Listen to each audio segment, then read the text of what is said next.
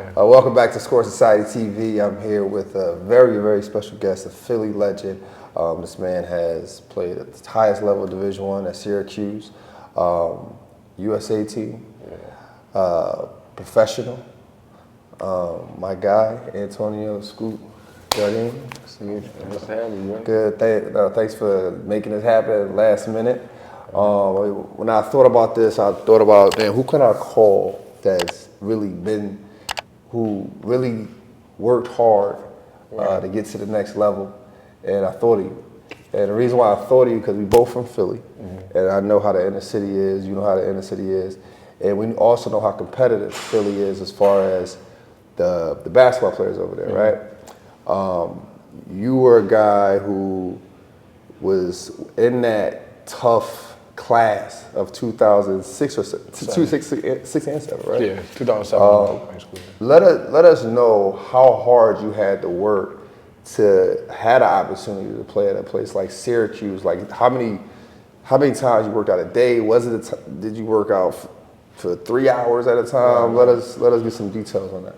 Well, for me, for one, I started like very early. Like my journey, my freshman year, I didn't play. As a freshman, I was behind a guy named Tabby Cunningham, who wound up going to LaSalle. Was a great point guard. He was a senior when I was a freshman. Remember him. Right. Braids, yeah. So I didn't play like that my freshman year, but that taught me, that was my work ethic. That taught me how to work. Because though I felt I was supposed to be playing, I was the number one player in the state in my class, and I wasn't getting no burn on my team. So it was like, that gave me a hunger to like really work out. Before practice and after practice, I was trying to show coach I was working hard enough to play. I didn't get no minutes until I think the semifinals game against Kyle Lowry and them, which was literally like all season I didn't play, and then I get thrown in the game. The second half of the game, we down 20, and I wound up having 19 points in the second half. We lost to Kyle and them, but I played great. But I felt like that, all the work I put in that whole year, not playing, but I was staying late, coming early, doing all the things that I felt like coach was disrespecting me. Right. That gave me my work, that taught me how to really work for something, and it didn't happen until the end of the season. Right. You know what I mean? So going into my sophomore year, I had all of what I did my freshman year actually helped me going into my sophomore year because I continued that same work. And it came from not playing and being, actually, that was the first time where I went to high school, I thought I would be starting. I'm the number one player, 8th grader. Every high school in the city wanted me. I felt like I could have went anywhere and started right away and get the ball. Yeah. And that didn't happen in my freshman year. So I sat and gave me the hunger to really. So I think that's important because a lot of kids, they have that idea that they're, I'm the best 8th grader or I'm the best player. I should be playing varsity right away, and I should be playing. So why did you just stop? Why did you just quit? Like, Man, I'll forget it. Like I'm gonna come back next year. I'll just clap my hands on the bench in my 9th grade year. I gotta give a lot of credit to the coaching staff and my pops. My pops was big because I was trying to leave every day. I was trying to transfer. Right.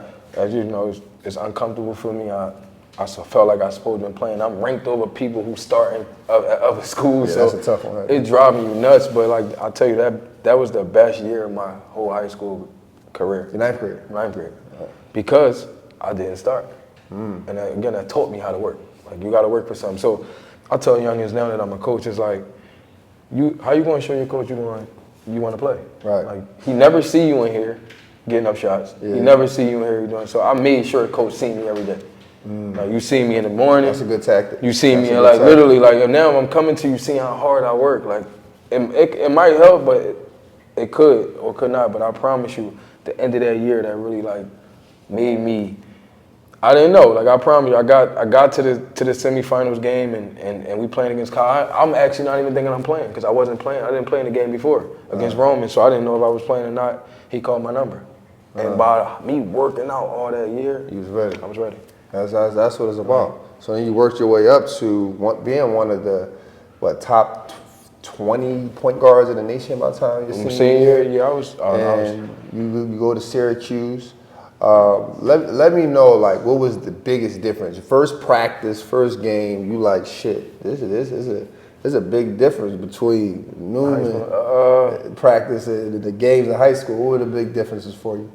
The biggest difference for me my freshman year was the workload of being a student athlete. And really, at Newman, I played a national schedule, so I played against basically everybody. Right. There. So I think the biggest adjustment was the workload of being a student athlete. First, your freshman, you got all these classes, then you got to go practice. So like just the mental part of just learning how to, then working out 2 hours before practice, I kept that going.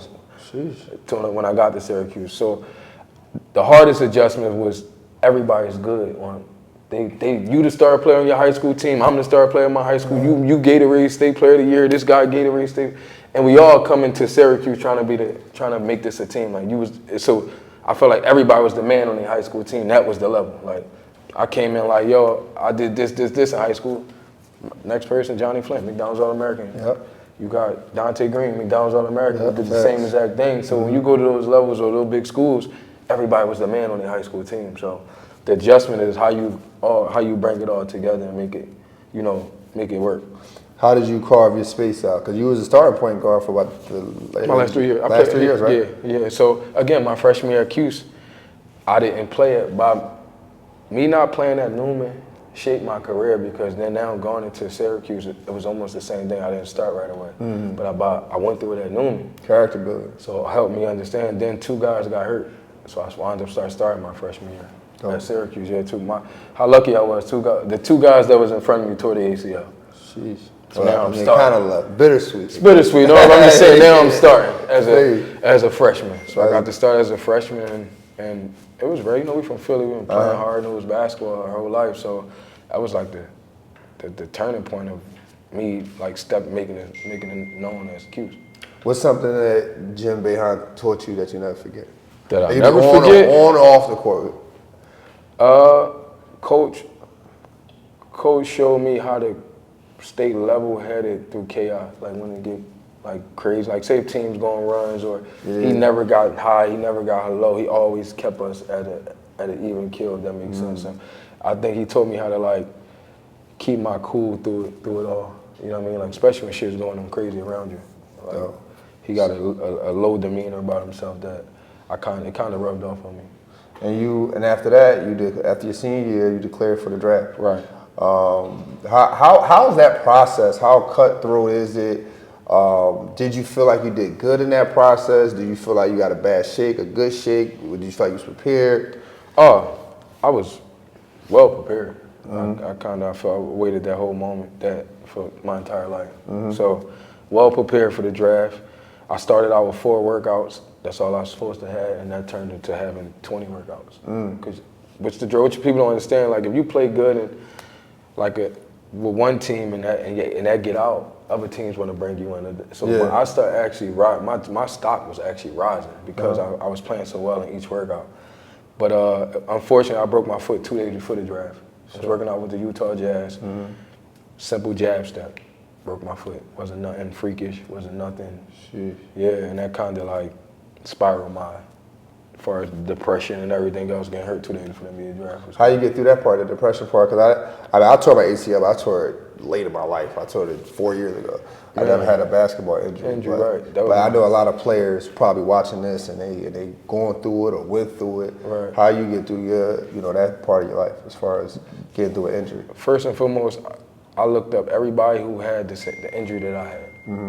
All the space basketball players. I tried to see what Dame Lillard had it, KD had, like everybody who had that injury that I got on my foot. I tried to look up and see what they did, and then I took that. Now, as far as depression, that takes time. You actually have to go talk to somebody, and where we from, we not used to, like that. So that took longer than I thought because I didn't know I was depressed. You know what I mean? Really, and then coming off that high, as far as being a top basketball player, you really don't know. Like, you know what I mean? But I started to understand my decision making.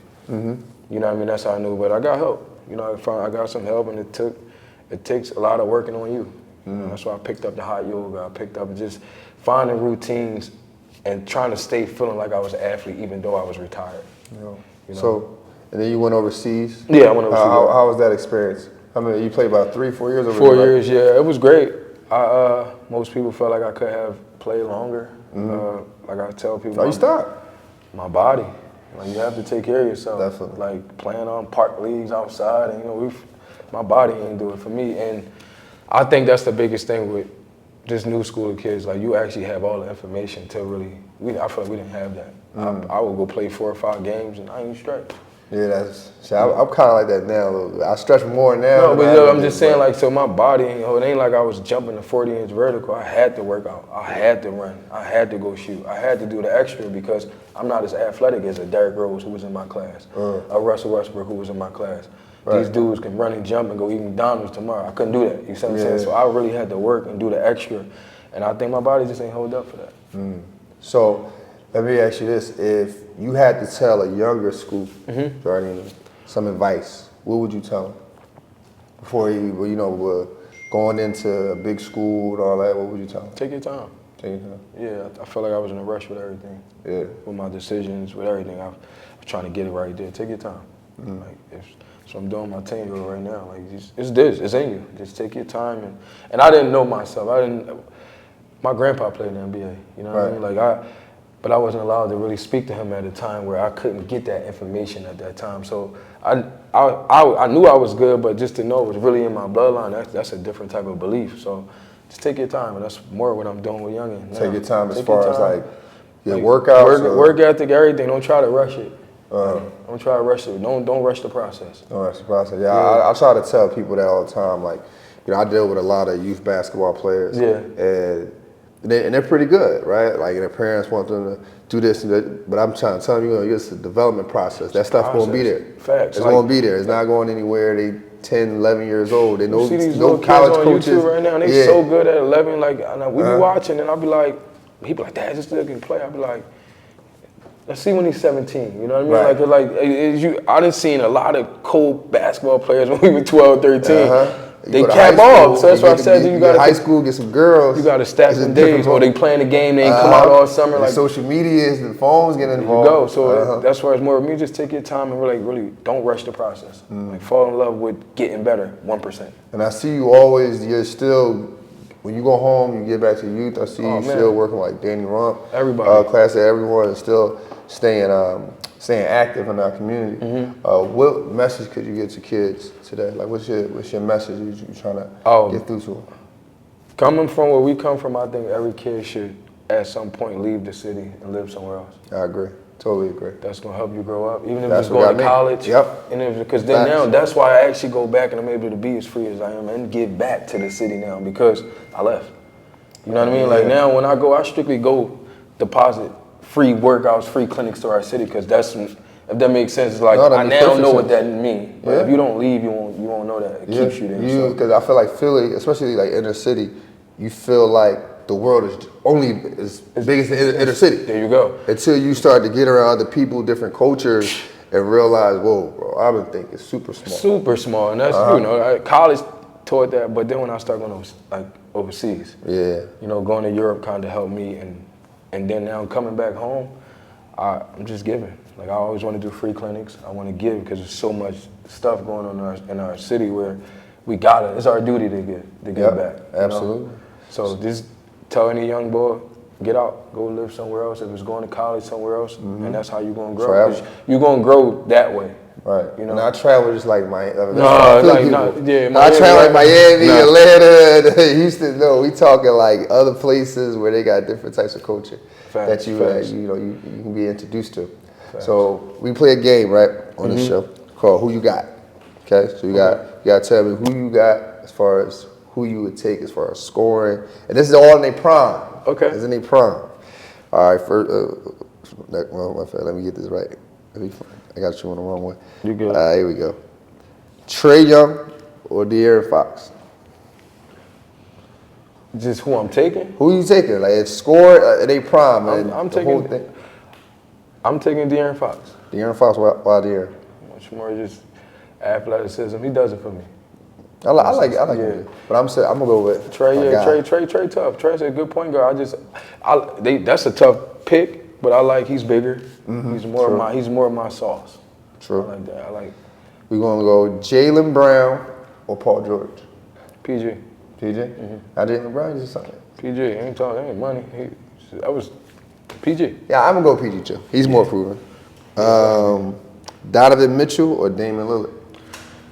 Dame, for sure. But I love Donnie. Yeah, And that's man, a hard one. tough. That's tough, but Dame for sure. Allen Iverson or Kyrie Irving? Wow. That's a pick me. But I ain't gonna disrespect the answer like that. Kai, I love you. Gotta go AI, baby. AI, my guy. All right, my last one. Luka or Jason Tatum? Ooh. I'm gonna go Luka. Luke? Yeah. Yeah, Luka tough. I'm gonna go with Luka too. Man. Yeah, I go with Luka.